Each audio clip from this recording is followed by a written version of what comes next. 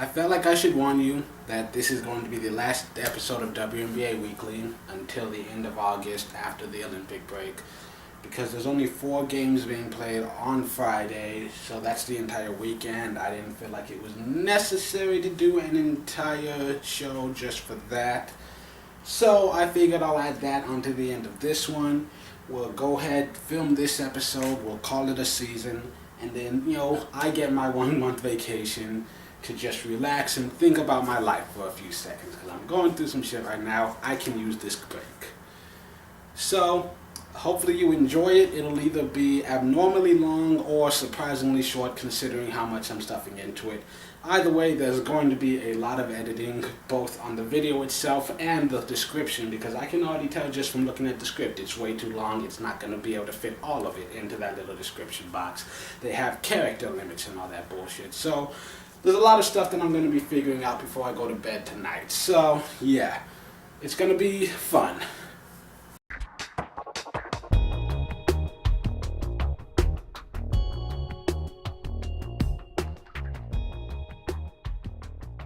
Greetings and welcome to the Fan Perspective. I am your host Nathan Lowell, and this is WNBA Weekly, the show where twice a week, usually on Mondays and Fridays, I talk about everything that's happened recently in the association and everything that's going to be happening in the upcoming days. So in case you decided to skip over the first minute of the video, I'm going to say it one more time. This is the last episode of WNBA Weekly for the first half of the season. The last game is going to be played on Friday, and then they go into the Olympic break. I will not be covering the Olympics, but I will return August 26th. That Friday, I will put up a new episode, and then the weekend games will be played, and we're back in full swing. It would take way too much time to go into every single detail of the games that were played this weekend, and I want to make sure we save plenty of time for the end of the video so I can talk about all the upcoming games, because there's plenty to talk about. So I'm just going to give you some of the highlights from this weekend. You have the San Antonio Stars losing their 4th straight game, the Washington Mystics losing their 5th straight game. You've got an overtime game between the Sparks and the Sun. You had sister again, Siemone and Nneka going at it, both having double-doubles.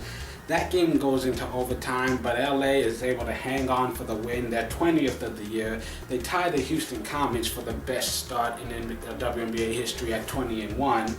Then on Sunday, they go into Atlanta, a place where they've lost 6 straight, and they lose again. Atlanta just played tremendously well, despite the fact that Sancho Little broke her foot on Friday and is now out for the rest of the season. They still managed to hand LA their first road loss of the year. And also on Sunday, you've got the Wings and the Lynx going into overtime. And they both had tremendous games. The Lynx barely able to hang on to win it at the very last second. They grab a 1-point victory, and now they have won 3 straight, and Dallas has lost 4 straight. And of course, one of the most fun games to watch, you have Seattle. They came back from down 25 points to tie it up at the end, with Sue Bird hitting a 3-pointer with 20 seconds to go to even it all out. But then, of course, not to be outdone, Delle Donne scores her 35th point with ice in her veins, hitting a 3-pointer to win the game with less than a second left. And the entire weekend was just so fucking amazing. If you had a chance to watch any of these games, wow, it was a really special weekend, wasn't it? And if you missed out, well, you missed out. And after all of that excitement, here are your current standings.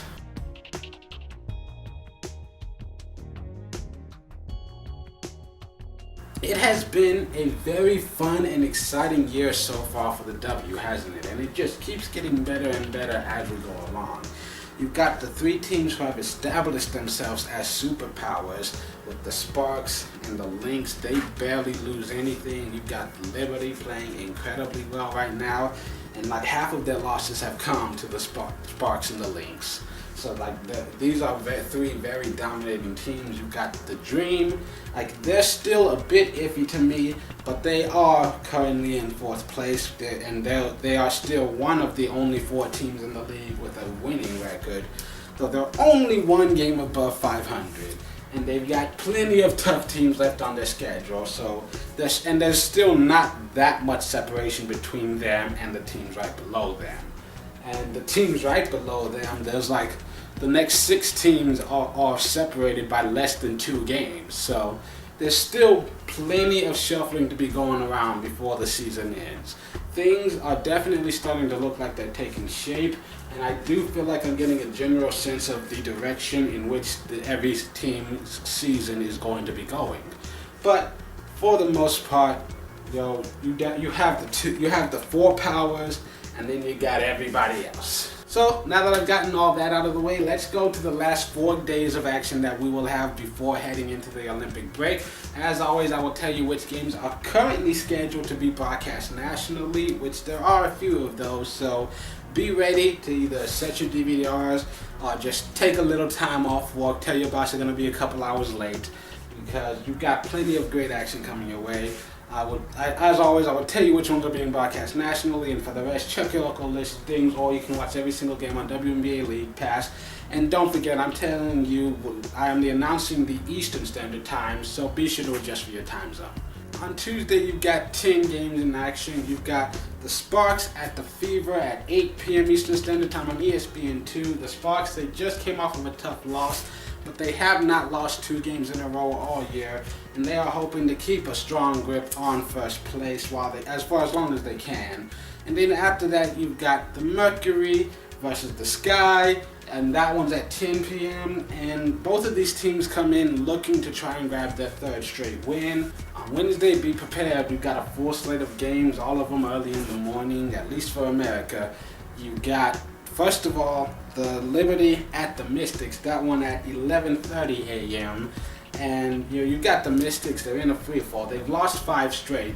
They have a chance to try and get some momentum, putting a couple wins together. But unfortunately, their last 2 games are against the Liberty and the Sparks, so that's not going to be an easy task for them. Then we follow that up with the Sun at the Wings. Both of these teams very similar. They're incredibly young teams. Wings not quite as young as the Sun, but both of them are filled with talent, loaded with power on the roster, and haven't really had as much success this season. Both looking to gain some momentum heading into that second half. Then you've also got the Dream at the Lynx. The Dream, they've been playing well. They've lost Sancho Little for the rest of the season with a broken foot, but despite that, they still managed to hand LA a tough loss. Another win here against the Mystics could be a great statement, and they're definitely trying to gain some separation between them and the rest of the pack, really help them establish that position of power and hold on to it permanently. But the Lynx are not an easy team to beat. They have lost a few games this season, but they are still a very tough opponent for anyone to face on any night. And then you finish off the day with the Stars at the Storm. And last year, these two were fighting each other for last place. This year, the Stars in sole possession of last place. It doesn't look like they're giving that up anytime soon, while the Storm still have a very legitimate chance of getting in the postseason. That game's on at 3, and the Sun versus the Wings, that one's on NBA TV, as well as the Stars at the Storm. Then on Thursday, there's only one game on the schedule. It's the Fever versus Liberty. That one's a very early game, 11 a.m. Eastern Standard Time. That one's going to be on NBA TV.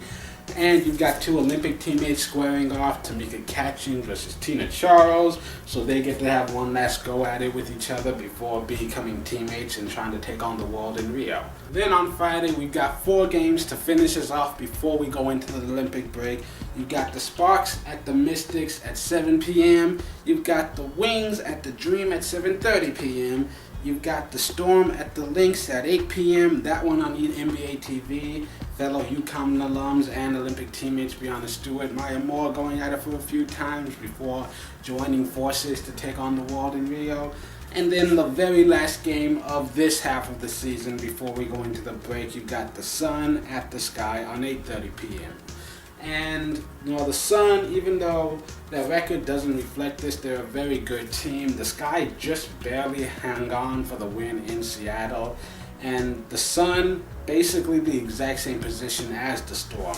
They're a team that is loaded with a lot of young talent, and they've got a very bright future ahead of them. And there's no reason why the Sky shouldn't be able to win it, but that does not mean it's going to be easy. So that's it for this edition of WNBA Weekly. If you enjoyed it, click that like button. If you're not already, click subscribe so you can be notified when the next episode will be coming up. Leave comments down below telling me what you're excited for most about the Olympics, what sports you watch other than basketball. And don't forget, there's not going to be another episode until Friday, August 26th. But sometime in there, probably that first weekend of August, that first Monday of August, most likely, I will do a mid-season power rankings, where based mostly off of how they played that first half of the season, I will predict where people will end up at the end of the year. So, there probably won't be too many surprises. There are definitely going to be people who disagree with two of the choices that I've made so far. But all that being said, this has been the Fan Perspective. I'm your host, Nathan Lyle, and I hope you've enjoyed the season so far. I hope you enjoy the Olympics. I will see you in August.